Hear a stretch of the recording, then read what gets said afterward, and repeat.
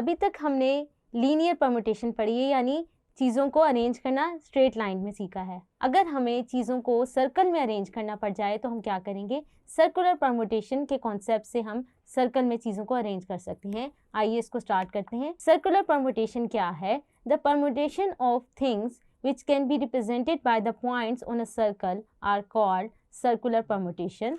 The important point जो है circular arrangement वो क्या है? पहला पॉइंट है कि अगर हमारे पास क्लॉकवाइज और काउंटर क्लॉकवाइज यानी एंटी क्लॉकवाइज ऑर्डर्स को हम डिस्टिंग्विश कर सकें तो हमारे पास क्या होगा, total number of circular permutation of n elements क्या होंगी, वो होंगी n-1 फैक्टोरियल के बराबर।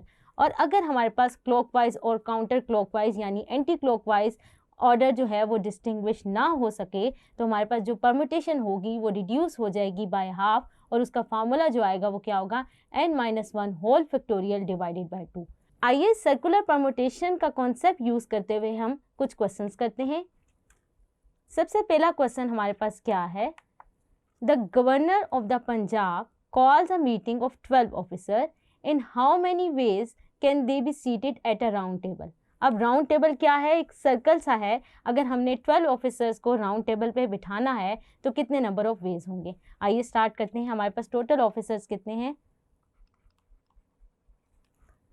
जैसे कि आप एक फिगर में भी देख सकते हैं, ये एक राउंड टेबल है और 12 हमारे पास चेयर्स लगी हुई हैं। हमने यहाँ पर 12 ऑफिसर्स को अरेंज करना है।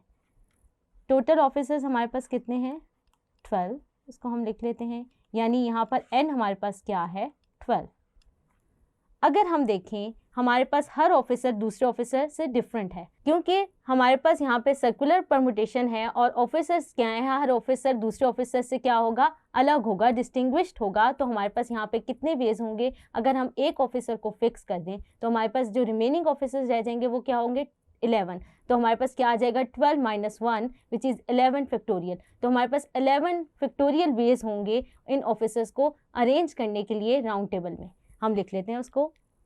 तो हमारे पास फार्मूला क्या है, n-1 फैक्टोरियल यानी 12-1 factorial which is equal to 11 factorial ways आ जाएंगे हमारे पास। 11 फैक्टोरियल की वैल्यू आप कैलकुलेटर में चेक कर सकते हैं।